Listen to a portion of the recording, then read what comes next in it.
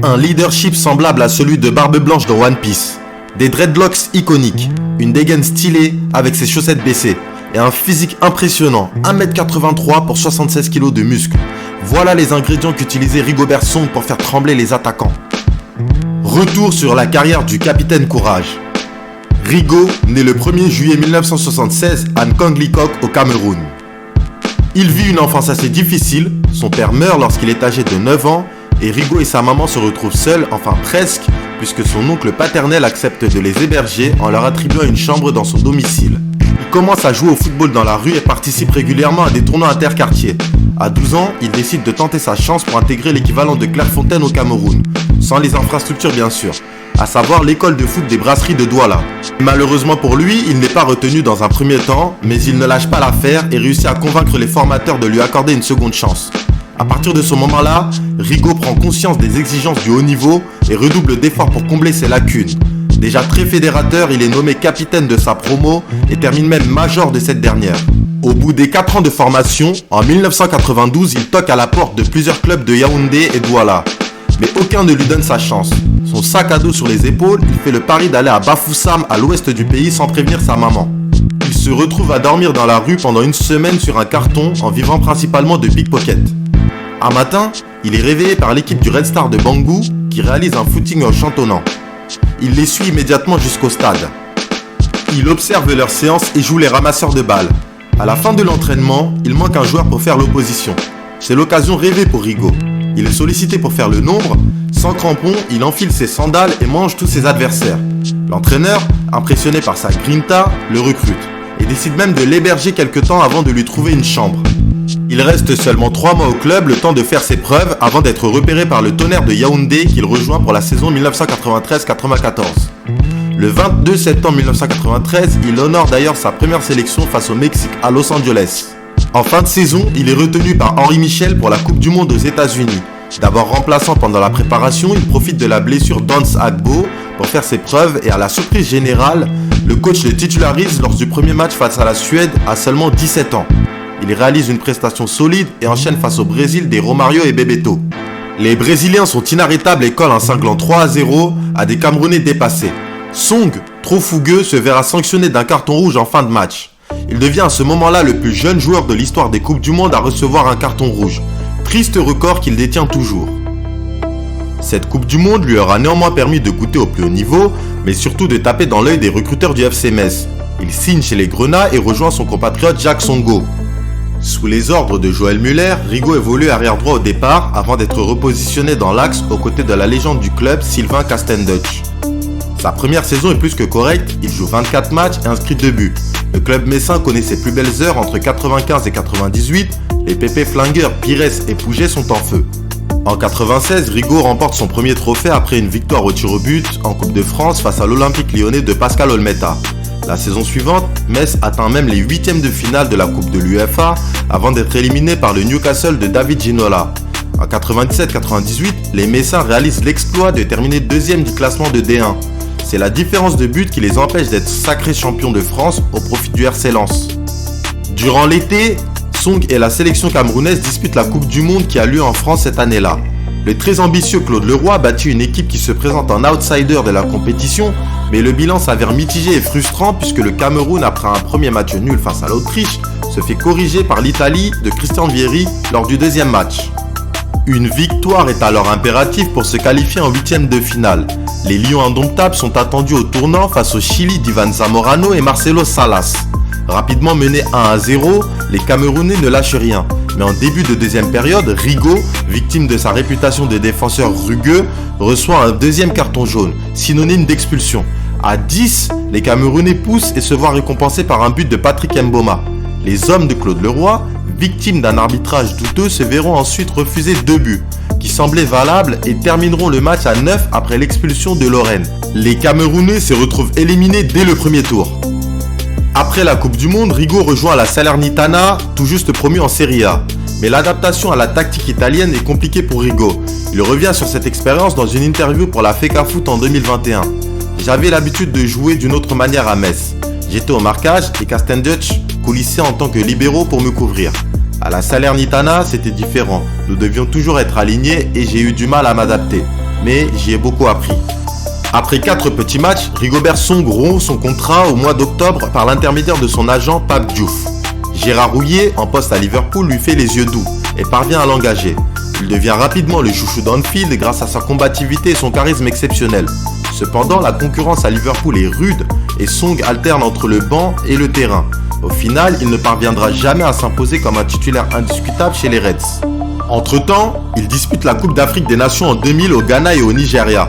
L'effectif camerounais est impressionnant. Les Song, Kala, Loren, Olembe, Jérémy, Foé, Eto, Mboma et Ndjefi roulent sur la compétition. Ils atteignent la finale face au Nigeria d'Okocha, Kano et Taribo West. Les Lions indomptables viennent à bout des Super Eagles au tir au but et sont sacrés champions d'Afrique. De retour en club, Song n'est pas libéré par Liverpool pour disputer les Jeux Olympiques de Sydney malgré sa volonté d'y représenter son pays. Le tournoi sera d'ailleurs remporté par ses coéquipiers. Malgré ce sacrifice, sa situation en club ne s'améliore pas. Il est alors transféré à West Ham pour remplacer le talentueux Rio Ferdinand, parti à Leeds. Mais là encore, il ne réussit pas à s'imposer. En 2001-2002, à l'approche de la CAN, il part en prêt à Cologne pour retrouver du temps de jeu. En janvier 2002, le Cameroun se rend au Mali pour défendre son titre de champion d'Afrique. L'équipe est encore plus forte qu'en 2000. Et pour bien marquer leur supériorité, les Lions indomptables arborent un maillot sans manches façon NBA. Une première dans le football. Les Camerounais sont intraitables. Ils terminent premiers de leur groupe avec 3 victoires en autant de matchs.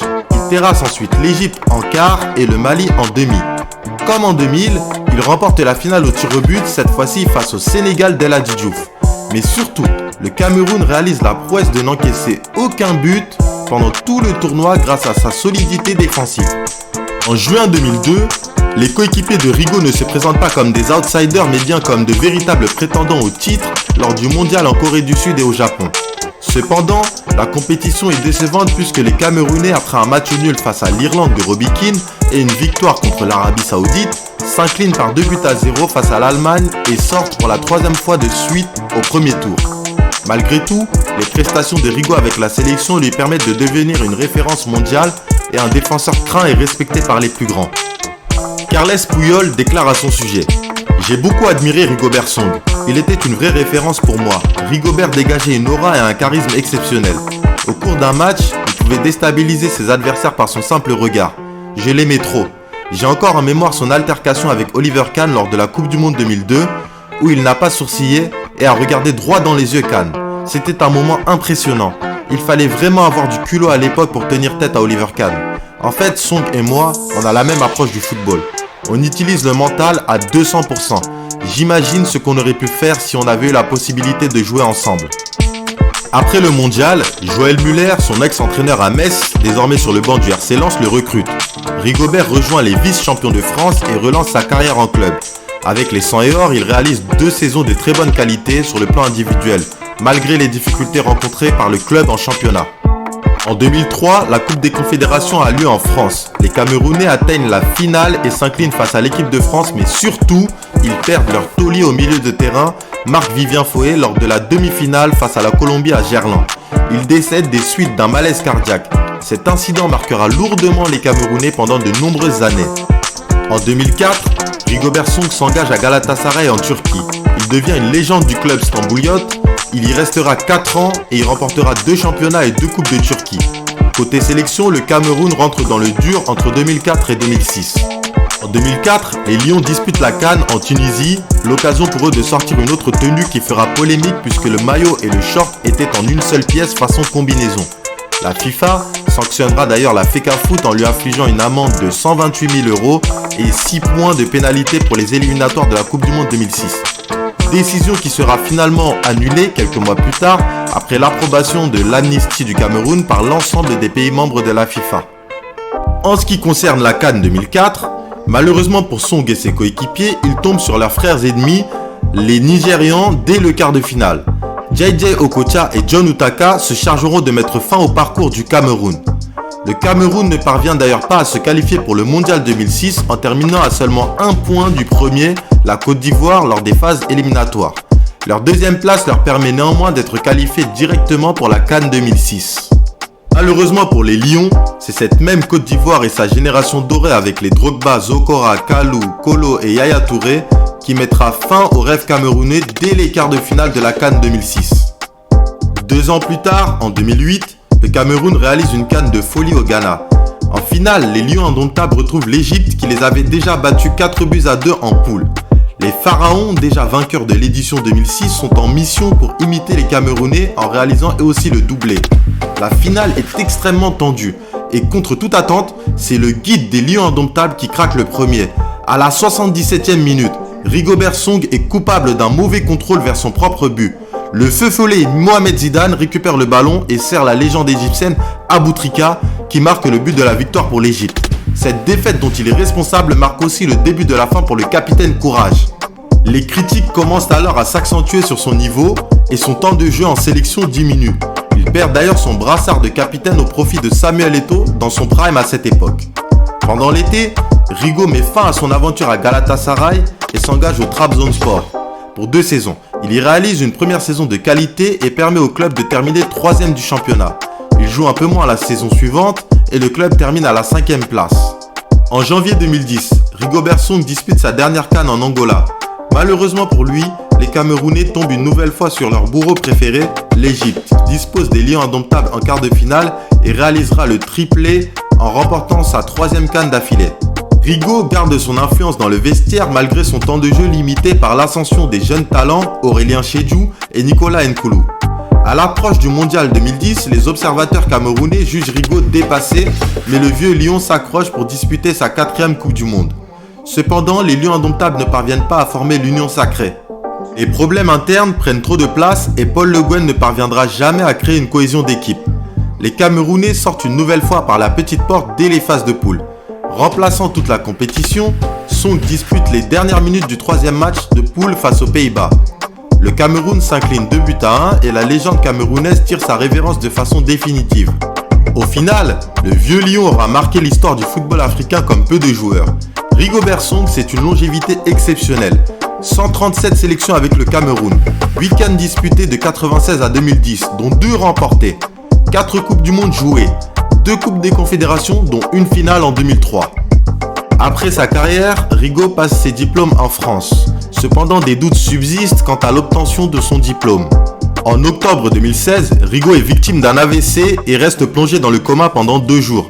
La planète football s'inquiète pour lui, mais Song est un lion indomptable et réussit à s'en sortir sans séquelles conséquentes. Il sera ensuite nommé sélectionneur du Cameroun par son ex-coéquipier Samuel Eto'o, devenu président de la FECAFOOT. Rigobert Song réussit même à qualifier son pays pour la Coupe du Monde dans un barrage électrique face à l'Algérie. Cependant, son bilan à la tête de la sélection est décevant. Les conflits au niveau administratif, les problèmes d'ingérence politique et les frictions avec certains cadres auront raison de lui puisqu'il ne sera pas reconduit par Samuel Eto'o après l'élimination du Cameroun dès les 8e de finale de la CAN 2024. Rigobert Song est entré dans les livres d'or du football africain de par ses performances impressionnantes et son charisme inégalé.